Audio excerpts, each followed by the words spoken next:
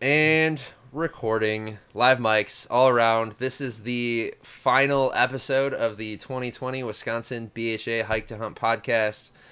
Joined by my amazing co-hosts Ryan, Emily, and Kelly. We're sending Anthony our love. He's feeling under the weather and unable to join us today, so sending him good vibes. He and we're planning our fall hunting and food endeavors. There's a whole laundry list of food eateries that we're going to hit up after we do some bird hunting. So that's all in the plans. If anyone's worried about that, don't worry. We're going to make it happen. But with that, here we are. We're joined by Trisha Hedin and Caitlin Curry out of Utah's BHA. So we're excited to get to know them, talk about Western hunting.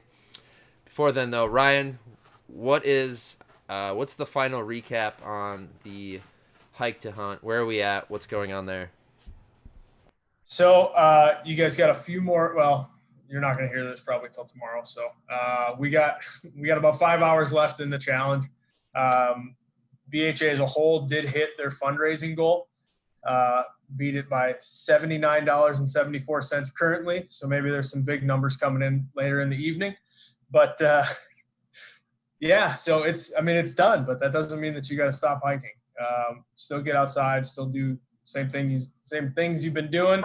Yeah, it's a good time this year. Like I said, it was a little more lax for me with knowing that I wasn't heading out west or doing any type of major bow hiking in the wilderness. So yeah, it was a good time this year. It was just a little more relaxed, didn't have quite the end goal I did last year. But how about yourself? I think I had more miles than I did last year, but I was planning to post my bear hunting and the dog runs out on wild birds, but I'm so paranoid about people somehow being able to hack that and know where my bear bait logs are that I will never ever record those routes ever.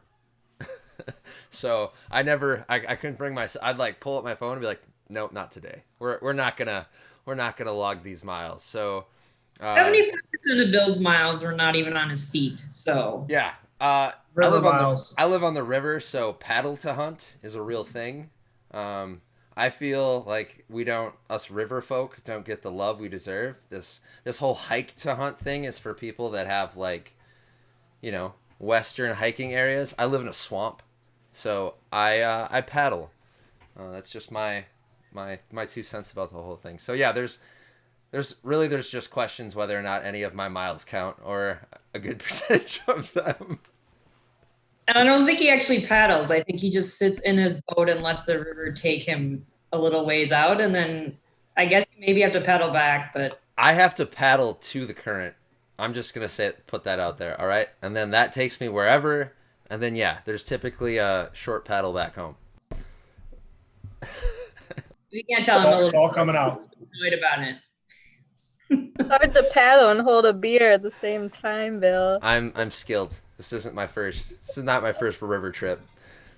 I hook the dog up. He's got huge web feet, and he pulls me home. All right, so there's where Ryan and I are at. Emily, did you get I sent you a picture. I found an arm MP, like a phone wrap. So if you never get the Van Beek sock to work, I can send you that. I think that will be useful for next year and logging my mile. I don't know how many miles I had, but it wasn't many. But I do know how to work the app now, and hopefully I won't forget my password for next year, so I don't have to create another new account. And I've got a beef, though. I never got my t-shirt, so I don't know if they ran out or what. But hey Land, buddy. Miles, so I get that t-shirt. Emily's t-shirt. Talking to you, Land. Emily's t-shirt. Kelly's hat. All right, making notes. Don't worry. I'm gonna send him a postcard. Got his address. All right. So Emily's logged some miles. That's good. I forget how many weeks we were into the challenge before Emily had our profile created and was logging. It took a bit, but we're getting there. I'll send you that armband for your phone.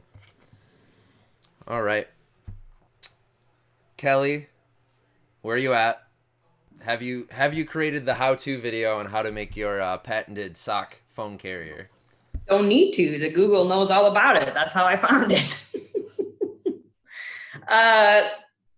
Yeah, and it works just fine. I'm a purist, so I didn't count any of my river paddling miles the other weekend, Bill. I did an annual trip with a group of ladies on the lower Wisconsin. And because we're in COVID times, we decided that one of our annual traditions, which is to tie up everybody's boats together and flotilla down the river, was not allowed because that was too close. And so we actually had to paddle all of the river miles. So, which was, more work than we're used to for that trip. But it was good. It was probably one of the best weekends, if not the best weekend on the lower Wisconsin we've had all summer. Water levels are finally down. Tons of people out, probably a few more people for my taste. Pretty loud at night, but great to be out on a gorgeous riverway and not see very many houses and spend some time with some friends. But I didn't count any of those miles. So I am under 100, but I think I did pretty well for the year considering where I started at, which was pretty much sedentary desk lifestyle before we got into the Hike to Hunt challenge. So we're saddled up, we're ready, I think, sort of for hunting season, sort of, although every time, like, I just went out and trimmed up some tree stands this weekend and I was like, I don't like doing this. I was like, do I like this part of it? I'm so lazy. I'm such a lazy whitetail hunter, but I feel like I'm in better shape than I was last year. So that was the goal all along. Bam. That's the goal. Get a little bit more active than we were at the start. We lost Emily. That's not unheard of, between her phone dying or her dog's knocking something over or the internet going out. She'll be back. She'll be ready to roll. So, Hike to Hunt. Have either... Yep, her internet's out. She just got back to me. Caitlin, Trisha, did either of you sign up for the Hike to Hunt challenge? Yeah, I was in the Hike to Hunt this year, and I gotta say, you had mentioned paddle to hunt and how, that's kind of your niche there. With me, I live next to these massive mountains, so I feel like all the flatlanders just absolutely crush me when it comes to hike to hunt. So they'll knock off, twice the mileage that I can get in, but I do have the feet. I got the elevation going for me, so that's what the theme of my hike to hunt has been. I like it. I think I'm still in the negative on elevation where I live. Like, I've never actually peaked above sea level, so it hasn't logged anything. No, I love it. I love the idea of whatever's closest to you, utilizing that for sure. Trisha, how about yourself? I've been in somewhat of a COVID coma this year. I don't know what's going on. I can't pull myself out of it. So I did not do it this year, knowing, that I was going to struggle. But I'm on it next year. I'm already making a plan. I like it. All right, so here we are, the Western episode. We're wrapping up the series. Ryan, I'm hooking my my leash, whatever you want to call it, to your lead. Take us into the wilderness. That's a dog thing, right? Yeah, I think so. I don't know. I'm just making stuff up. Horse, equine, dog. Well, I don't know. I Animal. don't know. I don't know either. I know you're a dog guy, so we'll leave it at that. But, so this is kind of, so first off, appreciate Trish and Caitlin joining us today. This is one thing I kind of been pushing for, kind of the whole series that we've done here, just because it's something that's new to me. So I went on my first elk hunt last year. And I just kind of like to soak up knowledge. So when Bill told me who we were having this week, I was pretty psyched just to, like I said before the show, just to kind of hear from the pros and just kind of understand what it's like kind of being in that environment year round, as opposed to me coming out there for 7 days and saying I was there. I mean, obviously I made the trip, but I just feel like there's so much more to it, and you can only get so much from the YouTube videos and all that stuff. And I'm just interested to kind of hear what, I guess, a hunting season for you guys is. See what that's like for you and somebody that's lived out there. So whoever wants to go first, if you guys just want to give you a little background as far as what you guys do with BHA and kind of how you're involved, and then just kind of take us into a little mini biography of kind of what you guys do out there, and we'll kind of steer it from there. Sure. So I'm Caitlin Curry. I'm the secretary of the BHA Utah chapter. Been out in Utah for a few years. Originally grew up in Western New York, and started hunting with whitetails in Western New York, branched out from there. When I came out here, I'm mostly an archery hunter. So I've done archery, elk, mule deer. That's kind of what I like to do the most, but I do dabble in some upland bird hunting, trying to train a bird dog, which is probably the hardest aspect of hunting I've encountered thus far, especially a stubborn one. Just keep Bill's number. He knows all about it. I love dogs. I love dogs too. Mine's a hard head though. He's hard headed, so he's a tough one. But it's a lot of fun. I would love to meet him. I love training other people's dogs as well as my own. Well, you're welcome to come to Utah and train mine anytime you like. Yeah, so upland game.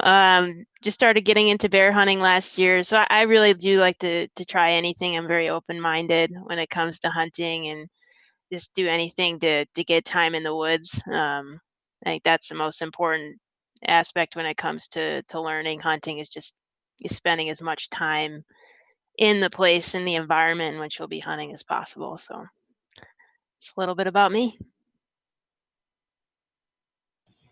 So I'm Trish Hedin, and I grew up in the West. I actually moved around the West a little bit when I was younger. My dad was a logger. He was a timber faller. So we kind of just followed jobs, and I lived in Colorado and Wyoming, but predominantly in Northern California, right on the Oregon border, which is big timber country, and didn't really hunt, as I mentioned kind of earlier. But more recently, when I say that, I started hunting about 20 years ago, and started with elk hunting. So that was my first hunt, was an antlerless elk. And so I'm pretty stuck on, I think I really enjoy, first of all, it makes it slightly easier animals that interact with you. So elk and turkeys, I think there's a lot of similarities between those two species. And so I really just enjoy that interaction. But I spend a lot of my time just kind of, it was interesting, Ryan, you talking about coming out to Colorado. And the reality is, especially with elk, but really all species, but elk, they just move so much that it just doesn't matter. Like, you could be scouting a couple days before the hunt.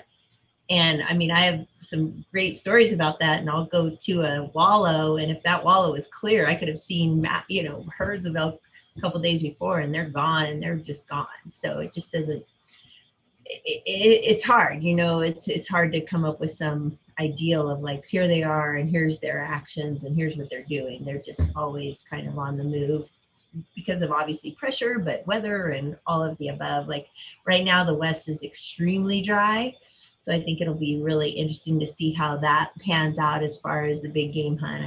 It makes for obviously really hard hunting when it gets this dry, but I love it. I think it pushes you out of doors. I spend a lot of time there's an area, I live in Moab, so this very southeastern part of Utah. It's high desert, but we have these surrounding mountain ranges all around us, and 3 really good big game units, limited entry units. And I spend a lot of time in what are called the book cliffs, and I'm just constantly like moving from one drainage to the next. So I'll just hike up this drainage for the heck of it, just to kind of start to fill out different country and to see what you see, but that's where I'm coming from. So. Are you guys open for archery already? Yeah, we just opened this past weekend. Have either of you been out? Oh yeah. Yeah, I went out so I live on the Wasatch Front. For those that aren't familiar with Utah, Salt Lake, the Salt Lake area is the most densely populated area of Utah, and that sits along the side of the western, or the Wasatch Front, the Wasatch Mountain Range. And so I hunt, in that mountain range that's about a mile from my house. And so I'm able to get up there on the weekends pretty easily and scout, relatively easily because it's close. It's really tough terrain, but it's accessible, so that's a good thing. That's awesome. So so actually last year I got asked by a buddy of mine. He had something come up with work, and he was like, the only place I can go is Utah because it's before school starts, and he's a teacher. Or he's involved in education. I'm not sure exactly what his position is, but he asked me, he said he was offering for anybody to go out with him. And I was just kind of like, the only thing I know how to do to potentially find an elk is try and bugle at it. So I'm assuming there's completely different tactics for you right now, or maybe I'm completely wrong. Oh yeah, I would say very different. I mean, I don't know if you want to go down the elk, path right now. Yeah, no, we don't have to dive too deep. That was just on top of mind, and I figured I'd ask it. Yeah, no, I mean,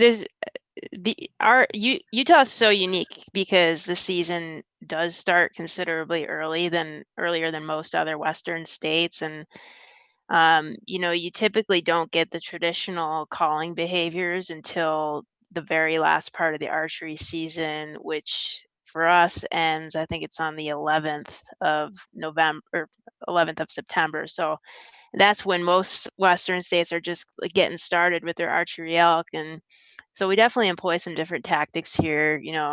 Ambush is a very popular tactic along water sources, especially if it's a dry year. Spot and stalk is common. Still hunting, I've had quite a few friends have success in still hunting. So there's definitely different methods you can employ, and it's good having all those tactics in your back pocket so you can adjust to the environment, as you see it when you're actually out there hunting. I'm not a huge fan of this early, having archery hunting this early. I mean, I'm on the board for the Division of Wildlife, and I complain about this season every single year, and I get absolutely nowhere. But it is what it is. I mean, I just think it's who you have to be really, really, really on it to be able to, when it's this hot, like it was 105 in Moab today, when it's this hot, to be able to kill an elk and get that elk out. It's just, I think it's somewhat irresponsible really to have seasons this early for at least elk hunting, because again, you have to know what you're doing. Packing at night obviously is a great strategy. Just suck it up and just be like, I'm gonna pack all night, and that's the way it's gonna be. But it's a tough gig, and also knowing your limitations, like how far in am I gonna kill an elk? It's a completely different hunt in the late season in November to be like, oh, I'll be miles in, I don't care, right? Compared to this time of year, and it's just, to be able to get that meat out is a tough deal. Very cool. So like I said, I don't want to dive too deep down the tactics rabbit hole. Caitlin, one thing that you had mentioned, so you're coming from, I guess, how old were you when you moved out west, and kind of how did that transition go? And I guess what was the reason for coming out this way, or even further than this way from New York? So if you can just touch on that, I'm interested to kind of hear what that transition's like for anybody in the Midwest that might be looking to make a similar type of move at some point. Yeah. So I was in my mid-20s when I moved out here, so it wasn't that long ago. And I was living in central New York State at the time. And, my boyfriend and I, we've been really into the outdoors ever since, we were kids. And then when we got, together, we actually kind of learned more about hunting together. So he's my main hunting partner. But we do plenty of other things too, like we're big mountain bikers, trail runners, anything outside, we'll pretty much do it. So we had been thinking about the possibility of moving out west for a while, and he kind of was pushing it a little bit more than I was.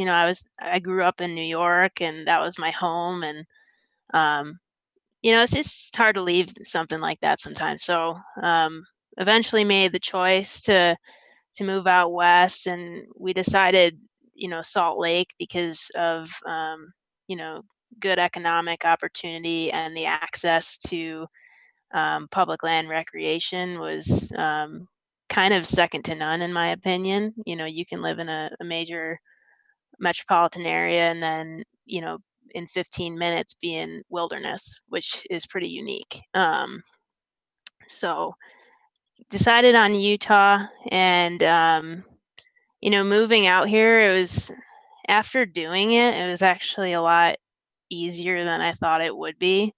Looking back, we were able to get jobs relatively quickly. The move was, relatively smooth, and we lived in temporary living for a little bit and found a place eventually, and it all worked out, and we just adjusted to the lifestyle. So, this big intimidating thing it seemed, so far reaching at the time, after having done it, it was actually quite simple in the grand scheme of things. And I feel like the longer you wait, if you are thinking of doing something like that, the harder it can be. So I'm glad I did it at the time that I did it. So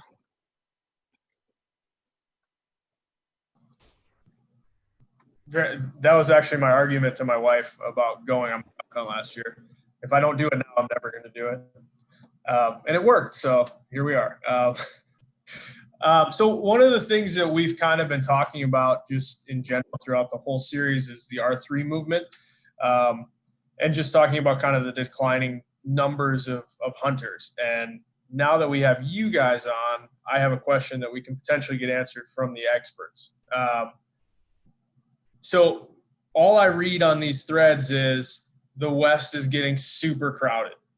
And it seems like the whitetail numbers they seem like the ones that are going down, as far as just people aging out of hunting. So I just wanted to hear kind of straight from you guys, what's your take on that? And Trish, I don't know, it seems you've been out there the longest, so you might be able to kind of give a better picture of what that has looked like over the years, and if it's even true, because I don't know.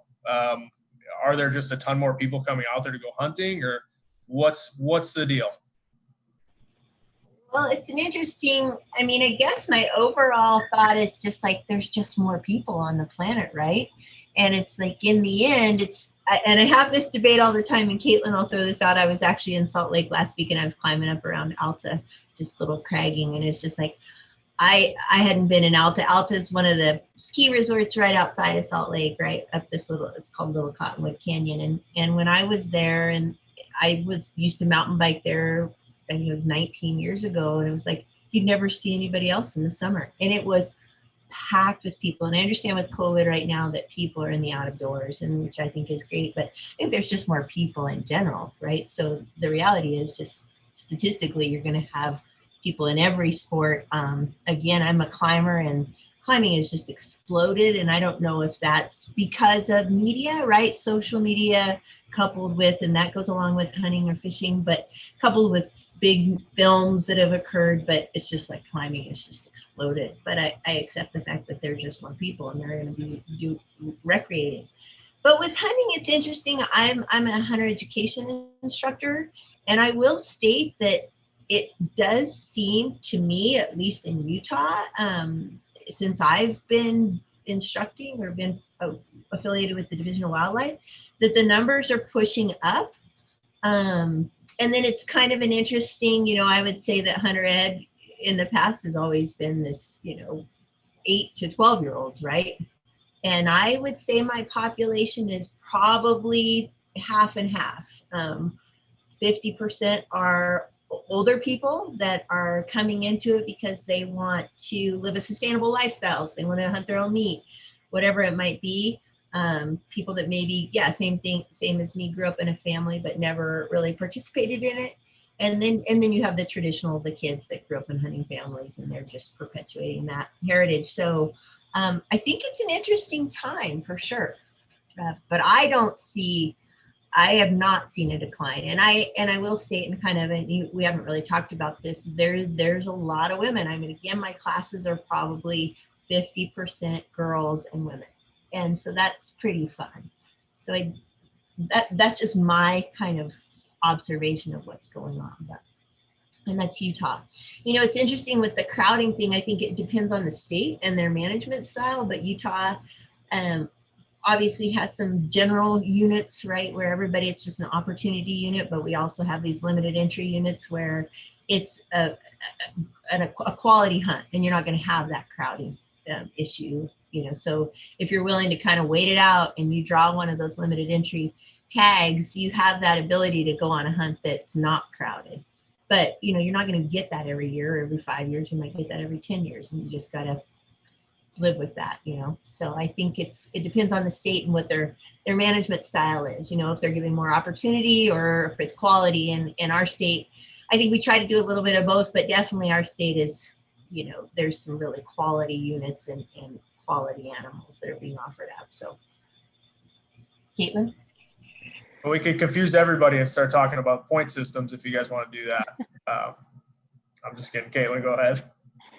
Well, I was going to say that, you know, hunting in New York versus hunting out here, there's definitely out west, there's more of a culture in looking beyond, you know, the state that you're in. Whereas in New York, I just got my deer tags and turkey tag in New York, and that's really all I thought about doing. I didn't really think about branching out to other nearby states, but it's very common practice out here because of the opportunities in these limited entry units where the number of tags is limited and the hunting experience is overall just better because of the lack of people. It's very common to get involved in, you know, the lottery systems in different states, and think about expanding outside of Utah so you can have that quality opportunity, you know, not once every 12 years, but once every, you know, 2 or 3 years, and then do general hunts in between. So we still have the opportunity to hunt every year in Utah, which I like. It's a harder hunt because it is more crowded. The archery tags for our general season are unlimited, so anybody in the state can go out and hunt archery elk if they want to. So it just drives the need to be a little bit more creative in your tactics and where you go in your scouting, thinking about how you can get away from the crowds. And that plays a big role in how I go about planning my hunts. I know you kind of mentioned back when you lived in New York, kind of going out of state was not really a thing, if you will. And was that just, I mean, I guess being out west now, you said you hunted in Idaho, correct? Do you bounce around from state to state out there? And do you think that the ability to do that, just obviously with the access ability that you have, just makes it easier? And it's, I would assume that that's the answer, but I'll let you run with it. Yeah, I mean, well, proximity obviously makes it easier, right? So Salt Lake, another reason why we chose it to move to is that it's very centrally located in the West. So I can get to any Western state in a matter of hours. So that's a huge benefit. But I would say a big part of it is mindset. Like, it's just part of the hunting culture out here is that you make an adventure out of your hunt. Whereas in New York, it's, you know, I'm going to hunt the public land that's down the street. And that's just the mindset. That's how I thought of hunting. And looking back, I could have done the same thing that I'm doing out here in New York, you know, with neighboring states. If I wanted to go up and try to get a moose tag in Maine, you know, as a New York resident, that's totally something I could have done. And I could have had a very similar type experience as some of the out-of-state hunts I could experience out west. So I would say, you know, that was a big learning experience for me coming out here, was that you could still make an adventure out of your hunt and, you know, travel no matter where you are. So I'd recommend that to anybody back east. I mean, Ryan, you probably went through this coming to Colorado. Like, my brother comes out every year just to do antlerless elk. And we start talking about it, mean, what, our elk cut ends probably October 15th and we start talking about it November 1st. Like, okay, next year, what are we, and you were probably that way with Colorado. You probably started your hunt. I mean, it's so fun to just do all that planning and, wow, and it does seem maybe more indicative of the West, but. No, and I'll be the first one to say that the big struggle that I had was just the inability to be there and physically see where I wanted to go. It was a bit of a shocker when you pull in and you're like, ooh, those are tall hills. But it just kind of added to the adventure for me. But I really do wish that I had the ability to plan more scouting trips and physically put my boots on the ground. You can only get so much from these mapping services. Great tools, but just seeing it in person was a totally different thing. So. Yeah, and you have, not just like what the landscape looks like, but access. There might be a road on that map that you banked on going down, and then you find out there's a gate on it. Or you go to your spot, like you told us before the podcast started, and you find out that there's cattle roaming around everywhere. So getting boots on the ground, there really is no substitute for that. If you have, a contact that is available in the area that can give you some insight, or calling the local DNR office, that can be really helpful too. But yeah, there's so many like little logistical things that can throw a wrench in your hunt that you don't think about beforehand.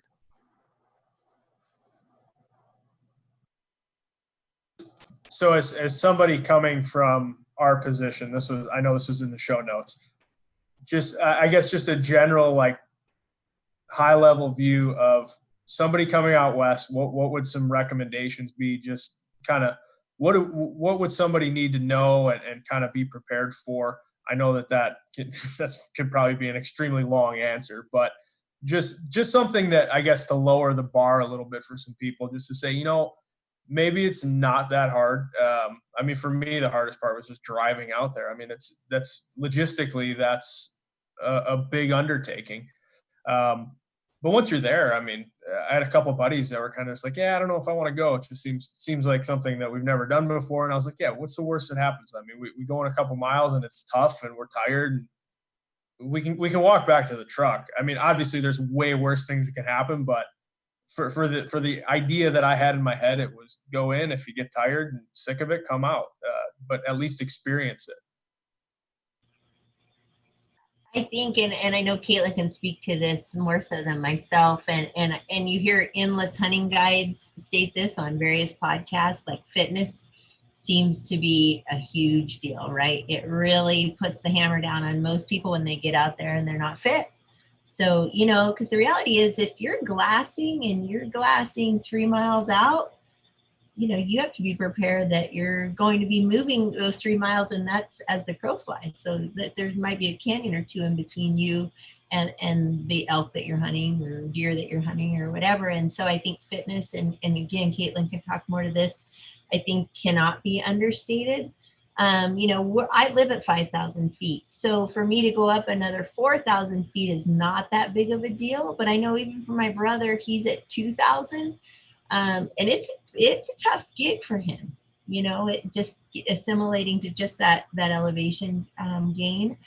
I think a big thing is prep as far as your materials. So meaning obviously clothing, having all the variety of clothing like here. I'm in the high desert, so it can go from literally 100 to 40 in a day. And so just being prepared for all of that. I'm a huge advocate. I do not like the camp trailer scene. I just think in the West, it's a tough deal. I've seen more than one camp trailer go down in flames, whether it's, leaf springs, water tanks freezing, you name it. And I don't know why, people just love to drag their camp trailers all over. So I'm just an advocate for not. I'm a huge wall tent fan. Just put up a wall tent. You don't have to worry about all that, all the things that come with dragging a trailer behind you. I've now hunted with, I had a number of people contact me specifically about the book cliffs, because eventually people just go, oh, well, this person knows the book cliffs. So I've gone with some guys from Pasadena, California. They bought a camp trailer, just went to hell in a handbasket. Like, just those are kind of the things that I see, just big pictures. But I think Caitlin should talk more to the fitness thing, because I think that's probably the biggest thing about Western big game. Yeah, I mean, there's so many pieces to this question. We could honestly spend the entire time talking about this question. But before I go into the fitness, I think from a high level, it really helps, and this is with anything. It really helps to take, when you have, a big intimidating challenge in front of you, to break it into as many small manageable pieces as possible. So when you're thinking about, okay, I want to go out west to do a hunt, there's some very key decisions that you have to make. Your weapon and your equipment, that's one major decision. Your state that you want to hunt in, your species, and then eventually, once you decide on those three things, then you can decide on unit. Once you make that call, it definitely, it just removes a lot of noise. So I would first focus on what do you actually want to do, and then break that into those manageable pieces. Once you're at the unit piece and you're deciding what unit you want, sometimes the tools like Go Hunt and things can be helpful. Um, you know, if you take the state of Utah, for example, there's a lot of variability in the terrain in Utah. So you could say, hey, I want to hunt, a really steep, rugged terrain. I'm going to go to the Wasatch, or I want to hunt, a little bit more of a desert, environment. That then you'd go down south where Trisha is. So you have to think about what kind of hunt do you want, and then once you decide on the unit, what I would recommend doing to kind of digitally scout, because that's what you're going to be doing the most as somebody that's coming from out of state, I would recommend going to the state's DNR website, or whatever their version of the DNR is. And typically they have mapping softwares on their website where you can see, like elk fall ranges, or elk, winter ranges if you're doing a later season hunt. That'll help you narrow down that space. And then, you want to look at access points. And, you have to also make the decision of how you're going to hunt, whether it be, using a camp trailer, like Trish had mentioned, if you're going to car camp, if you're going to backpack hunt, or if you're going to spike camp. And if you're not familiar with spike camping, it's basically kind of like backpack hunting, except you leave your camp generally in one area, hike a couple miles, and, make your camp and then hunt from there. That's typically what I do. But yeah, there's just some style questions that you need to answer, and then you can, concentrate your hunting around that. I recommend, in your first Western big game hunting, having a mobile setup is really important. Something where you can take camp down relatively quickly and move if you have to, because you're still learning on that first hunt. So I don't expect you to get into elk right away. So you have to be able to move. If you're not seeing sign, if you're not smelling elk, typically if you smell elk, that's a sign where you want to be where you are. So those are kind of like the high level recommendations I would have. Once you identify a few spots, and don't be, don't bite off more than you can chew. Don't pick spots that are 50 miles away from each other. Try to keep it relatively concentrated in a general area. And then from there, I would, call the DNR with specific questions. Is this road accessible all year long? Are there any restrictions I need to know about in this area? Just keep breaking it down smaller and smaller and smaller. Start from the outside and work your way in is kind of how I would attack it. And then lastly, if you have local connections, that's obviously a great resource. If you know somebody that lives in the state, even, they can give you just really good background knowledge about what it's like hunting in different areas of the state, and just little tips and tactics here and there. So that's kind of overall how I'd approach it from an out-of-state perspective. In terms of physically preparing for the hunt, I do echo Trisha's sentiments. I think what holds most people back when they're out there is fitness and being able to hack it. So it's easy to kind of sit back and say, oh yeah, I'll hike all day, it'll be all good, and then when you're out there, you're in variable weather sometimes. It forces you to make a lot of decisions when you're out there. Am I willing to go to that next mountain? And am I willing to hike a little bit longer today, do a little bit more elevation today, go up to that spot that I had in mind before the hunt, and then you get there and it looks totally different. So for me, I use fitness to my advantage. I consider myself a relatively new Western hunter, and my number one advantage is being able to get far back, get away from people, and move around. And I'm not the best elk caller. I can call. I'm not the best stalker, but if it's one thing I can do, it's move around the mountains, and that's been a huge benefit to me. And it's something that any new hunter can do. You don't need any special experience hunting. You don't need local knowledge. Anybody can get in really good shape before the hunt, no matter where you are. So that would be a big piece of advice that I would give anybody coming from out of state into a Western hunt. What's your favorite? What's your method as far as getting in shape for the mountains? I would assume being there, you're probably in shape the majority of the time for the mountains. But what are some of the things that you do to get ready for seasons? Yeah, so I mean, it's obviously very advantageous living right next to the mountains and being able to hike there as much as possible.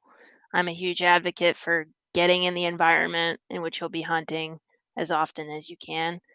Obviously, if you're, living in the Midwest or back east, you don't have that opportunity as much. So what I like to do to prepare for hunting is I like to take a three-pronged approach.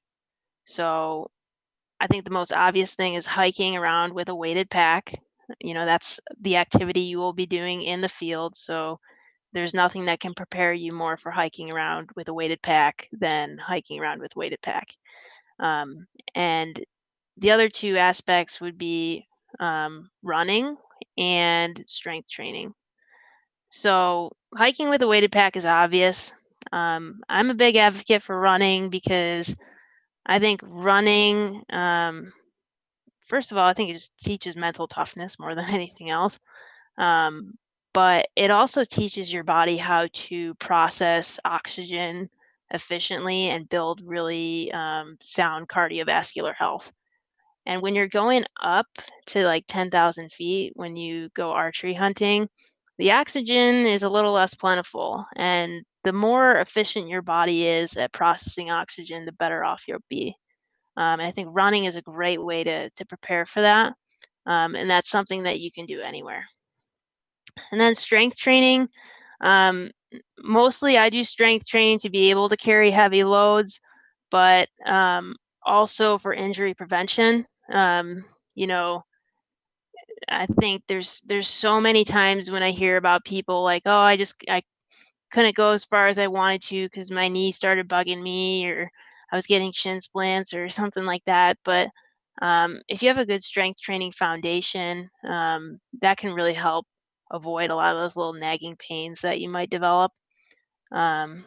So one more thing I would just add about hiking around with weight, I would do varied weights. So make sure that you're, doing longer, faster with lightweight. And then I would also mix up some workouts that have some intervals with heavier loads, more closer to what your pack out weight would be. So for me, a heavy load for a training purpose would be around like 60 pounds. I weigh about 120, so that's about 50% of my body weight. Sometimes, for a pack out, you might be carrying more than that, but I don't like to max out when I'm training. I just like to get that feel of a pack on my back with a heavy load and get used to that feeling. Just because, you don't want to put too much pressure on your joints consistently as you're training. And then the other thing would be, especially if you live back east, you don't need a lot of equipment to get fit for a hunting season. You need your pack, which you need anyway, and you need some form of weight, right? And that could be anything. I like to put a sandbag in my pack, but the other thing I would recommend is some form of like a box that you can step on, whether that's like a cooler or a plyo box or something like that. And there's tons of different ways you could do like step up type exercises on that. That is really transferable to the mountains if you can incorporate some of those step up type movements in your training. You just very accurately described my COVID gym. Pull up It's bar, simple, weighted yeah. back in a cooler. That's pretty much what I got, bands. It worked really well, though. I mean, it started off better than it's been going lately. But so I want to throw this over to Bill real quick and just get your take on. Have you ever specifically trained anybody to go out west? And what was your tactic, I guess, if you will, for that? If you've done it, if not, then I have nowhere else to go. Caitlin, as a train to hunt coach, appreciate the train to hunt kind of methodology plug right there. So cooler, pack, and get after it. Ryan, yes, I have trained people for Western hunts, both remote and in person. So that's kind of like my shtick. For people that have been following the podcast, I'm like the fitness guy. So fitness, orthopedic, sports medicine, that's where I work, excel, and then I just combine it with a love for the outdoors. But no, everything Caitlin's mentioning is spot on for how we can, as Midwestern athletes, outdoor recreators, kind of prepare for the mountains with simple equipment. Is an elevated something to step onto, your pack that you'll be using out there, and then your body in a mindset that it's going to suck, so you should be dabbling in the suck pool fairly often in your training. I've worked with some younger athletes, people in their 20s and their 30s, a couple like university students. They're not as fun. Like you just throw hard workouts at them and they're like, yeah, this is great. You're like, yeah. You don't, whatever. You're like, you throw anything at a 20-year-old and they're going to be fine. And then like my friend Dean, who's on the Wisconsin BHA board, I've helped him. And so someone that's had orthopedic injuries, someone that's been in a car accident, had all this other stuff happen to them. Those are the people I enjoy working with because it means more, right? Like they've experienced like the true suck, not just a little bit of discomfort because you're hiking you're hiking a mountain, and like suck it up, you're fine, like your legs work, you're all right. People that we've had that physical capacity taken from us, so we know what sucky really feels like. Those are the people I enjoy working with. So older individuals, people with orthopedic injuries, but yeah, strength training is a big part of it. Mobility, flexibility. Just sitting in a tree stand, right, for hours quietly, not moving, and then being able to draw your bow back when it's cold or your body's stiff. Like that takes a certain level of strength and flexibility that as we age, we lose. And then that's when you see people start aging out, not want to do it anymore because it sucks. It's painful, or they're not able to, right? Like the worst thing you can do is sit, be cold, try to draw your bow back and then can't. Or you pay all this money to go hunt out west and you get out there and you climb the first hill and you're like, well, pulled something in the back of my leg, things hurt, tweaked my ankle, blah blah blah blah. So and that comes just from a more holistic approach to how we look at the human body and how we move across the landscape. So to answer your question, Ryan, it's a lot of what Caitlin's talking about, and then the older you get, you have to be just more mindful of what the body needs to do, how we need to move in other planes of motion, how we need to recover in between bouts of physical exertion. So yeah, I'm loving it. Just do what Caitlin did, and then if you have questions, message me from there, and we can get rolling.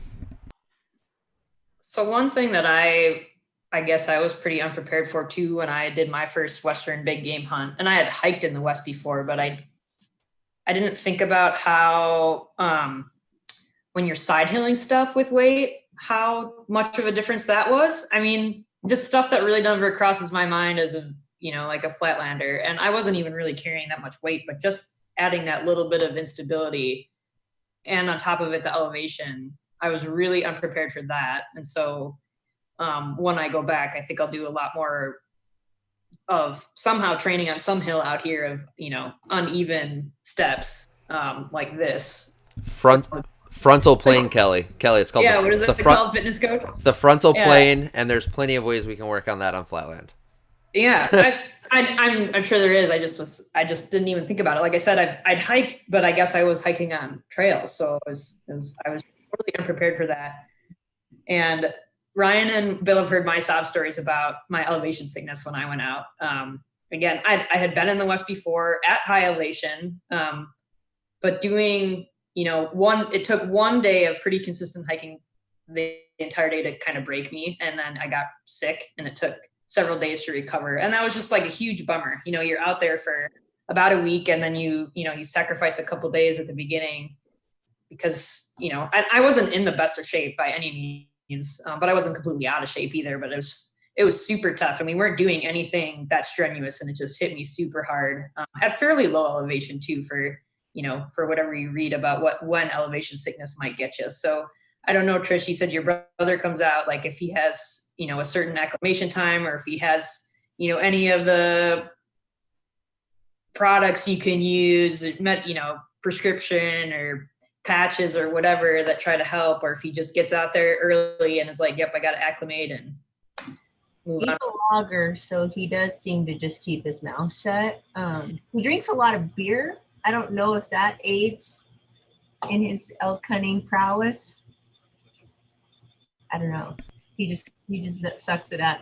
We were packing out once and he kept going, yep, like guttural, and I assumed he was not very happy, but he never said it. He just let out these fairly, I don't know what it was. Oh man, my poor friend, we were in Cody, he lived outside of Cody, and Cody's like 5,000 feet.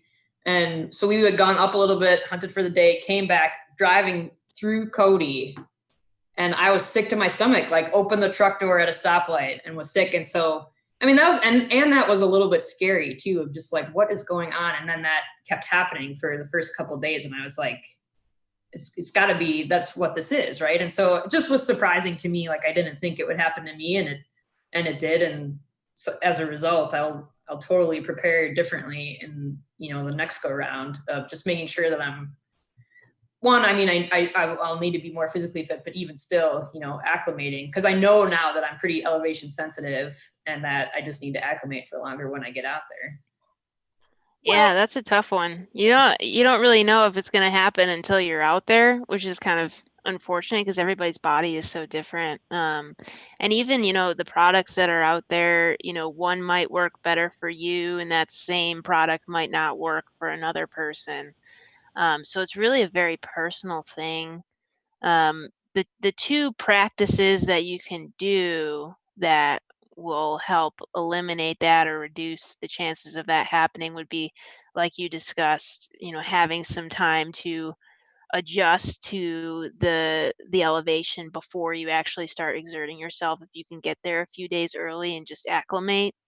And then the second thing would be hydration is so important when you're out there. I think the mistake that a lot of Western hunters make when they go out on hunts is food and nutrition and hydration. It's kind of an afterthought in their planning. And you're only as good as your body can take you, right? And so you got to kind of treat that body like a temple when it's out there and beforehand when you're preparing. So having good hydration, I always like to bring some form of an electrolyte drink mix with me. I take electrolyte pills with me. And even when, you feel good in the moment, it doesn't mean you'll feel good an hour from now. So it's like when I'm doing an endurance race, I always take electrolytes before I know I'm going to need it. If I'm already feeling dehydrated, it's too late. And altitude sickness is a lot more likely to happen in those moments when you're dehydrated. So if you could stay on that, be very conscious about it, that can help eliminate it. Kelly, I just wonder if it's one of those things too, where it's like, I'm not going to Colorado. I mean, I hate to say it, but there's a lot of really good elk country. For example, Arizona has tremendous elk hunting that's fairly low elevation. The stuff around us, like the highest elevation, like the Book Cliffs is 9,000. That's the divide. It doesn't get any higher than that. So, I wonder if you just start going, well, I'm going to hunt someplace where the elevation's 5,000 feet, and I mean, New Mexico has tremendous elk hunting at lower elevations. You just maybe look around. We have stuff right out here north of I-70. There's elk out in the desert there that's where they live, in the desert. And it's, it's what town is like 5,000 feet, but they don't ever leave there. So you just might make that decision. Like, I don't go ocean fishing anymore because it was just so heinous, right? I did years and years and years of throwing up, basically having from seasickness. Like, I don't want to do it anymore. So maybe you just make that decision. Like, well, do I just look at a different place where maybe the, elk are found at lower elevations, for example? Yeah, I definitely would love to do some lower elevation stuff for that reason. And I wasn't even, like I said, I wasn't up that high. I was mule deer hunting.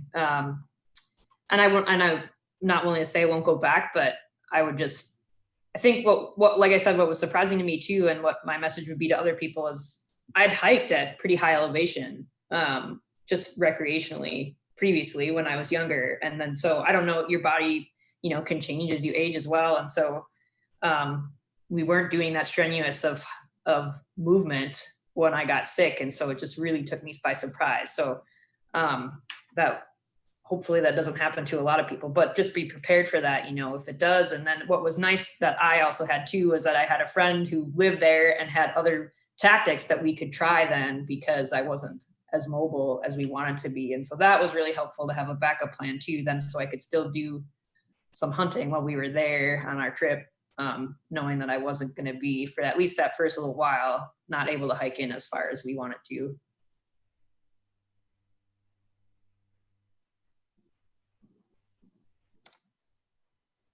Very cool. Caitlin, did you, I know that you were a college athlete. Was the pre-hydration pushed when you were competing? I know you said you take electrolytes before you need them.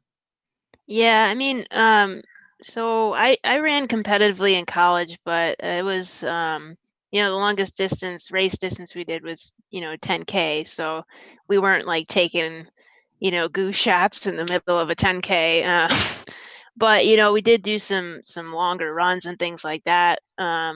Nutrition all around was, definitely a huge part of it. When I was in college as an athlete, I didn't view my sport as just, in the moment when I'm running. It was more of a lifestyle. So what I did outside of practice was just as important as what I did during practice. So sleep, recovery, proper nutrition, all of that was just a part of the pie. And with hunting, it's kind of like that too. I mean, you kind of develop this lifestyle around it. And I think that's why I've latched onto it so hard, is because I have this kind of obsessive personality that I had when I was an athlete, and I can apply that in a different outlet.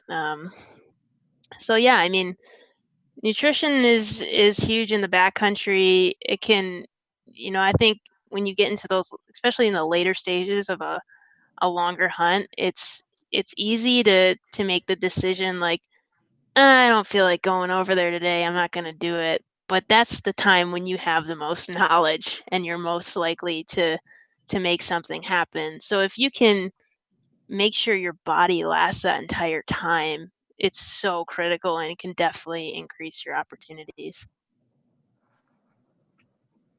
I agree with that 100%. I played football through college, and I remember all my coaches, that was the big thing. Start hydrating for Saturday on Thursday or whatever they used to say. And I was thinking about that on my way out to Colorado last year, and we had to make a lot of pit stops. The drive out took a lot longer than the drive back, but that was just a personal experience. Yeah, it's kind of funny. Like after these extended hunts, I think I do a pretty good job at staying properly hydrated and, eating the right amount. And, I eat more out there than I do when I'm, at home, and I still end up losing weight when I come back. And so if you're not on top of that, you could be losing like 15 pounds on a week-long hunt. It's kind of crazy what can happen if you're not on top of it. So I was also amazed that I didn't have like my normal appetite at altitude. I was like forcing food down my throat a few of those nights because I had everything. Individual days were filled in my bags, and I was just like, man, I can't eat any more trail mix. I'm done. Enough for the day. I just want to go to bed. But so yeah, I mean, I don't know do you guys have any cool trips planned for this upcoming season? Anything out of state? Anything you've kind of been prepping for? Any cool tags potentially drawn out your way? Yeah, I didn't draw anything this year, but so like I said, in Utah, everybody has the opportunity to do general archery elk, and they also have general rifle tags as well. So I have what's called a multi-season tag. So I can hunt general units for archery season, muzzleloader, and rifle, and I get one harvest. So the plan is to tag out during archery, and I'll be doing a week-long hunt in the Uinta Mountains for archery in a couple weeks here. Other than that, I'm doing just weekend warrior style mule deer hunting in the Wasatch Front. We were out this past weekend and saw some pretty nice bucks, and I think we have a better idea of what they're doing. You can kind of pattern them this time of year, so hopefully next weekend I can get something on the ground. But other than that, I'm going to be joining some friends on some hunts. My boyfriend and his friend have an elk tag up in Wyoming, and then a couple of antelope tags. One of my friends has an elk and deer limited entry elk tag in Utah and a general rifle deer tag in Utah. So I'll be helping her on those hunts. And man, those hunts, you can learn just as much as when you're out there yourself. I love going and helping people with their hunts and packing out, because even if you don't have a tag, you can still learn the game. And that's, a good takeaway for your audience as well. If you don't want to make the investment, the monetary investment to get out there, if you can join someone on their hunt, most people are willing to have an extra set of legs for packing. So if you can make that happen, it's a great way to get some experience without, making a monetary investment and saving that for a little bit later when you have the experience. So Trish, what do you got going this year? I have the same thing. I have a multi-season tag. Unfortunately last year I drew this bull tag in Nevada. It was a long wait. I think I was 10 years in or something. And it was just a horrible hunt. Montreal and Nevada. It was just really I don't even want to get into it. So that was a bummer, because you do with those limited entry, you invest a lot of time and a lot of money. You're like, this is just going to be an amazing experience. And it just was not. So I got to switch states. I usually can only do I try to do one other Western state, right? Because again, it's a big investment to start building up those points. And so I got to switch states. I have one guy that's coming out from North Dakota. I wrote an article a long time ago when Elk Hunter magazine was around. It's no longer around. And so I met him kind of through that avenue. He ended up hunting in that same unit. And so he's drawn a bull tag here in Utah. So just like Caitlin said, I'm super psyched to go with him and just experience that, but not much. My big thing is I'm going to climb El Cap. I've never been up El Cap. Oh, really? So that I'm going to do Wow. that in lieu of, right, since I drew nothing.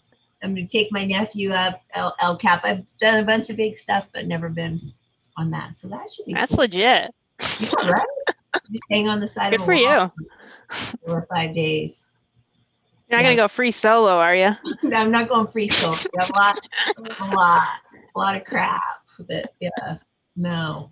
It'll take us many days. Those guys are climbing El Cap now in less than 2 hours. It's crazy. Wow. Stupid. It'll take me 4 days. Slightly different fitness levels and experience. Slow and steady. Slow and steady. That's outside of my realm of activities I'm interested in. But 20 feet up in a tree stand's good for me. Right. But yeah, it's hard. That's one thing to say about Western. It's hard in these states where it's hard to draw, right? So yeah, you just kind of do these other things and go along. Yeah. But I would think it's worth picking a couple states and start building up points and, doing that thing if you have those resources. And Utah. I know some states it's fairly inexpensive to build up points at least, and like our bear tags here in Wisconsin, I put in for my tag every year, and it's fairly inexpensive to do it. So it's just kind of, if you just put it on the calendar, do it every year, then maybe someday you got something to look forward to. Yeah, exactly. Utah is one of those states. It's pretty cheap, pretty cheap for a non-resident to put in, and then non-residents do way better because you can put in for every limited interest in limited entry species and every once in a lifetime, where residents can only do one of each. So you guys really actually have an advantage. I don't know why that is. You got to change that on your little wildlife board that you're on. Sucks for us. Yeah, one other hunt that I actually didn't mention that I was thinking of going on this year. I don't know if it'll be possible with COVID. Maybe do it next year, but I had mentioned I grew up in Western New York, and I didn't start hunting until I lived in Central New York State. And I would just love to go back to Western New York where I grew up and just try to hunt whitetails from a tree stand. Once you leave New York, it's kind of funny because Utah doesn't have whitetail deer. And I really miss whitetails. It just reminds you of what you have, and take advantage of the opportunities that you do have close to home. So I would love to go back and give that a try, just to experience home in a whole new way. That's funny. You pretty much read my mind. That's what I was going to ask you a couple minutes ago. If you ever make it back east to hunt. That's funny. Bill, what do you got? You got to jump in here. Well, we lost our R3 person. Yeah, right. Early on, and I know that we wanted to touch on that. So I guess if you guys had the opportunity, and this is for everybody, if we had the opportunity to get somebody involved in hunting, I guess what would the tactic be?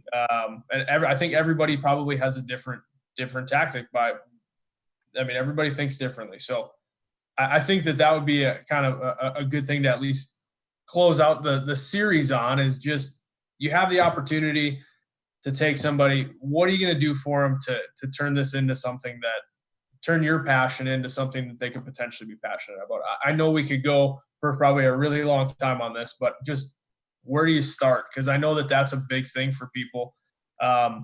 If you've never mentored somebody, how do you start? Where do you begin, and what can you do to get more people involved in what we're all passionate about? Caitlin and I actually have just been discussing this recently, because we're working on a mentoring program here in Utah, and they've kind of handed it over to me, and I'm doing the IV drip as far as getting it going. It's coming. It's just extremely slow. But I think, some things that were brought up was this idea of upland game, and what a great introduction that is. I think, we all want to hunt big game. We all want to see have a bugling bull charging at us, but the reality is that's just not that accessible. And something like a pheasant hunt is extreme, or turkey hunt is extremely accessible. And in most cases, like with us, you can buy an over-the-counter turkey tag. And so I think that might be a great way for just the average person to start dipping their toes, and it's not overwhelming when you kill something. And so that's just a thought. I have taken a lot of people with me. And it's hard. It's just not that easy, in the sense that, again, it has to do with what people are willing to endure. I've taken people that weren't that happy to be enduring some of the stuff that I thought was just like, oh, this is what we're doing. But so I think maybe that idea of starting small, or with a species that is not that overwhelming, and then kind of moving from that place is a great way to start. But Caitlin, you should add to that, because we've definitely been processing that idea. Yeah, I mean, after you've been hunting for a few years, you kind of have an idea in your mind of like what a hunt should look like and like what's fun to you. And that might not necessarily be what's fun to another person. So you kind of have to go in with that mindset.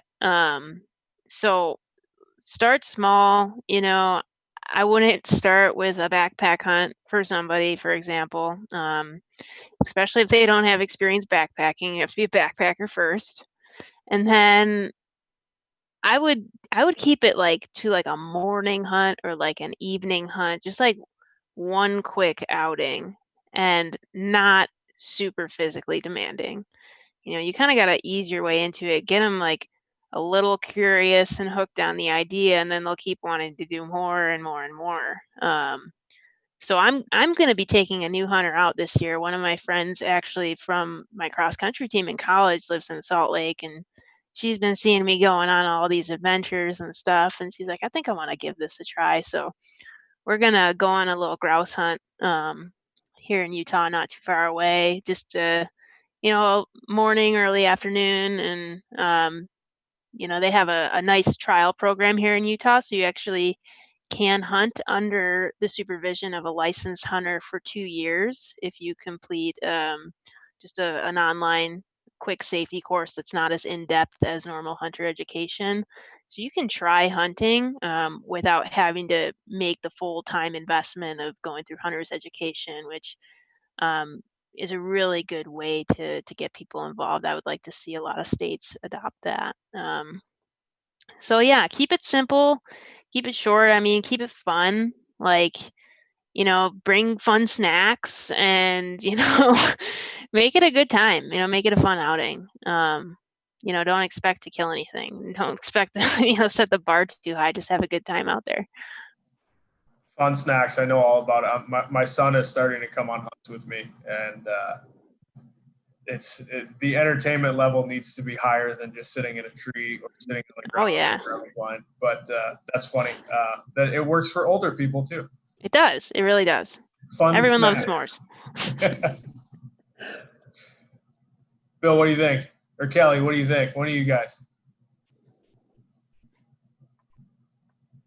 What I love so much about BHA, and I've been saying this whole series, is this concept of public lands. And so to me, I know we want to get more people into hunting and fishing, but I just want to get people outside and appreciating what we have in the public land system. And I think that if you're from, Midwest like me, or, Eastern US states that don't have a lot of public land, if you go out West and you see what we do have, it sort of makes you fall in love with it and gives you a different appreciation for it. So I would encourage people all the time to go explore the West, because I think it just gives you a really different perspective on what public lands are all about. And then when you come back, you have a really different appreciation for the ones we have here.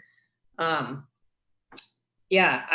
like getting people outside on land that they can use for a variety of different purposes. To me, that's what makes BHA so great. And, I do like mentoring new people in hunting, but I just really like getting people out hiking on public lands. I just went for a hike with my younger sister this past weekend. I know she listens to these episodes. I have 3 sisters. None of them hunt. And but I've been going on a couple of these hikes with my younger sister on public lands, and then it gives me an opportunity to talk to her about what these even are. Why do we have them, and what can we do on them? And that, like Caitlin was saying, that sort of gets the interest going, and then maybe they're interested in the next thing. And I've said this in other episodes too. I think for women especially, that's really important. This ladder of engagement, can start with just getting people comfortable being, in these bigger parcels of property where there's not a lot of amenities and, there's not even necessarily mowed trails, and what can you do when you're out there? And so to me, that's what this is all about. I hope that people, I know we talked a lot about hunting obviously on these episodes this year, but I hope it just inspires people to get outside. It certainly has. I think you see tons of people outside during the pandemic right now, for better or worse, for those of us that like some solitude, but I hope they're getting out to see, what it is that we have, what we share as, people in Wisconsin, and what you can access across the country. It's a pretty great resource we have. And I'm glad that BHA is so very invested in protecting it. I'm gonna piggyback off that because Kelly crushed it. Couldn't agree more. We touched on bringing like we've done it before with Ryan's family. Ryan's like a great example of leading the next generation, sharing his passion with his kids, getting them outside, getting them to love that. You've both mentioned Trisha, the logging aspect, climbing, outdoor activities from both an economic as well as a pursuit standpoint. She's trail runner, just backpacking, all the stuff. I hope throughout this series people have kind of understood the importance of that. It's bigger than just hunting and angling. Like, we love doing those things, but BHA at its core is about public lands, and I think we can get more people interested in hunting and fishing from both a lifestyle standpoint as well as a pursuit or passion. They understand the importance of it, they understand the relevancy of it, and they think it's important to safeguard and to see it go into the future. So I'm really excited, and I'm happy with how this first season turned out for our podcast for Wisconsin. We've had Michigan guests, we've had the two of you from Utah, so I'm hoping my co-hosts join me next year and that life allows us to do this. And I definitely want to see us take it to other states as well. So kind of having these episodes where we reach out to BHA in other states, and I know Ryan and I, we make it stronger. Ryan and I, at the start of this, we were like, hey, we need to interconnect Wisconsin, right? How do we have these conversations? How do we recreate Pint Night virtually? So we get this conversation going and make the state chapter stronger. And I definitely think we can do that between states. Caitlin and Trisha, you were both talking about the hunting access and that mindset out west, going, kind of traveling between the states. And there's no reason we can't have that within BHA, within the idea of outdoor recreation, talking more small group, individual, state to state, what programs are working, what inclusivity programs are working, what R3 and all that is kind of fitness, like what is working in your state that gets people loving to embrace a healthier lifestyle, and what could we take back to our state? So appreciate the hell out of both of you coming on. I swore I wasn't supposed to, now I have to edit that out. But really appreciate you both coming on and sharing your expertise with us. And Ryan, well done on steering us on this adventure. Well, wait, awesome. we got to ask one more question. Does our chapter in Utah have any upcoming events that you guys want to talk about, in case anybody from Wisconsin may want to take a trip out and just visit? Dude, it's hunting season. We shut down. That was kind of what I thought. But, yeah, I mean, I think it's really cool for us to be able to talk to other chapters, especially a chapter out west. I mean, we talked to some of our Michigan cohorts a couple weeks ago. It would obviously, with no rendezvous this year, it makes it hard to get people from other chapters together. But it seems like that would be just a good thing to try to do if you're in an area. And look for BHA members when you go out to Colorado or wherever you go, and just say, hey, let's talk about hunting or whatever. But no, I think it's really cool to hear a perspective from a different part of the country. Yeah, and I joke around saying we shut down during hunting season, but we do have, we'll be involved with Public Lands Day. We'll have a cleanup or something on Public Lands Day, and then we have a couple conservation programs coming up after the archery season here ends. So we're gonna try to do mostly virtual stuff. We've done a couple of virtual events already. But our board members, we met recently and they came up with some pretty good ideas of themed events we could do virtually. So we post everything on the chapter page on the BHA website. So if anybody is looking to hear more perspectives on Utah hunting, you can, maybe tag up with us on a virtual event there. Very cool.